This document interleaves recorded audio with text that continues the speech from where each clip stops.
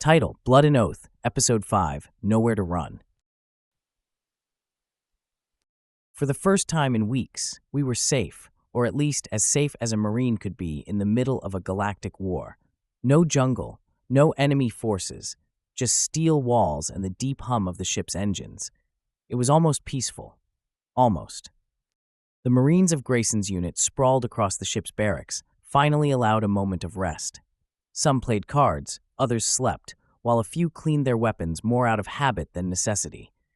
The ship, the U.S.S. Mjolnir, was a Titan-class heavy transport, ferrying reinforcements and supplies to the next warfront. It was massive, built like a floating fortress, but at this moment it felt more like home than any place I had known in months. I sat near the medbay, carefully adjusting a Marine's fresh stitches. I had begun to settle into this life, realizing that the humans had long accepted me as one of their own.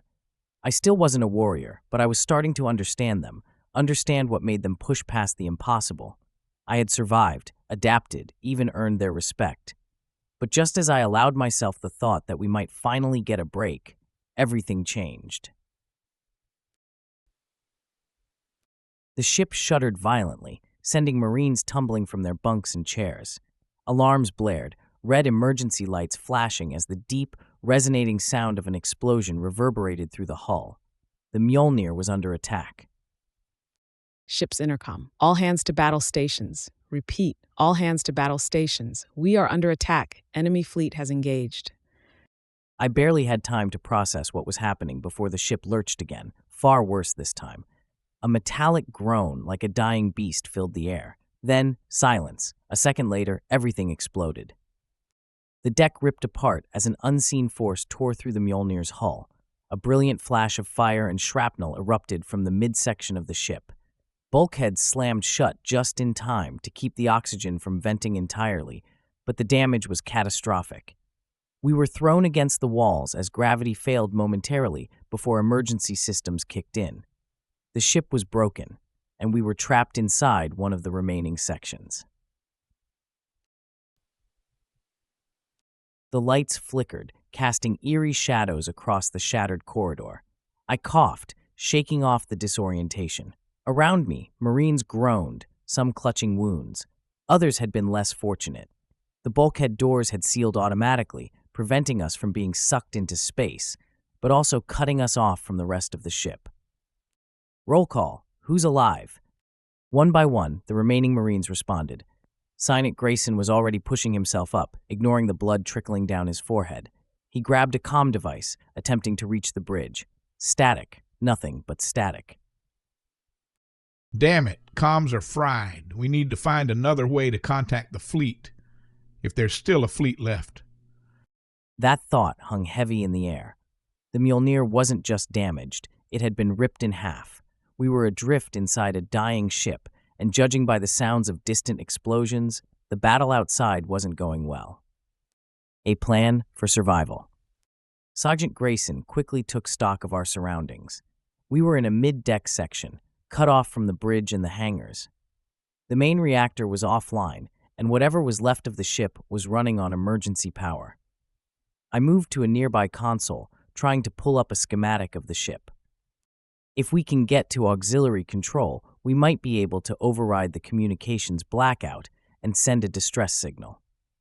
And if the fleet's losing, we send a signal just to tell them we're sitting ducks? I hesitated, then pulled up another set of data.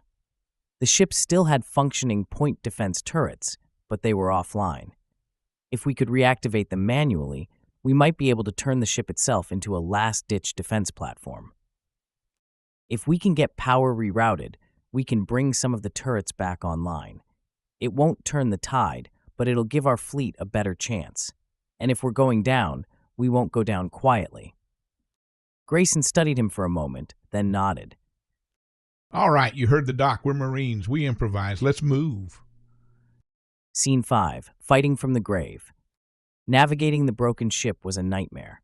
Hallways were torn open to vacuum, corridors filled with smoke and leaking coolant. More than once, we had to pry open jammed doors just to make it through. By the time we reached the auxiliary control room, we were exhausted, but we had no choice but to keep going. Collins and I worked fast, bypassing damaged systems and forcing power back into the turrets. As we did, a nearby viewport gave us a grim view of the battle outside. The fleet was losing. Capital ships were burning, escape pods jettisoning in desperation. Our side wasn't just outgunned, we were being crushed. We're almost there. Just a few more seconds.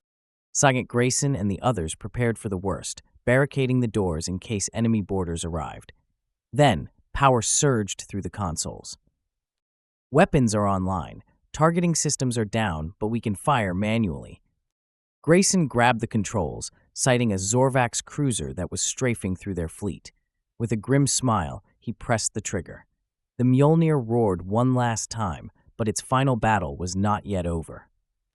Last stand of the Mjolnir.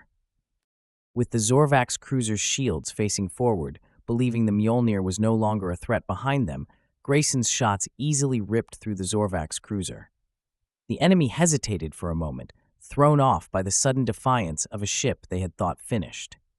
In that moment, Talik realized something. On his world, even the bravest of his warriors would have retreated. They would have seen the inevitable and fled. But humans fought even when there was no hope, and now he realized he was thinking like them. Heavily damaged, the Zorvax cruiser managed to balance out its shields and even sent a few torpedoes that streaked toward the Mjolnir. However, the floating debris field that was surrounding the Mjolnir acted as an unintentional shield.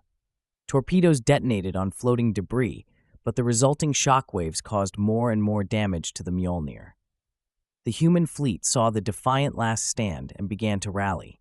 One by one, capital ships adjusted their formations, taking advantage of the enemy's distraction. Finally, not wanting to fight enemies both in front and behind them, the Zorvax fleet turned its full firepower on the Mjolnir. A full spread of torpedoes from multiple ships streaked towards us. Grayson gave the order. Talik and the others needed to leave. This battle was still undecided, and I could see that Grayson's turret was turning the tide. Every shot mattered, and we all knew there was no time to argue. As we launched in escape pods, the Mjolnir fired a final shot, crippling the enemy heavy cruiser that had been locked in battle with the last remaining human cruiser. The balance shifted. As the Mjolnir exploded in multiple flashes of light, so too could the light of the enemy's FTL drives be seen flashing as they retreated. A legacy remembered. As I and the other survivors sat in the mess hall of our new ship, we overheard a few sailors speaking near us. Man, did you see that ship, the one broken in half? Whoever was on that turret, they saved our asses. Yeah, the Mjolnir. It took down the Zorvax heavy cruiser right before it blew. Really turned the fight around. I don't know who they were, but they went down like legends. They raised their glasses in a toast, to the crew of the Mjolnir. My fellow Marines and I exchanged glances, then silently lifted our own glasses in tribute to Sergeant Grayson. No words were needed. The legend had already begun.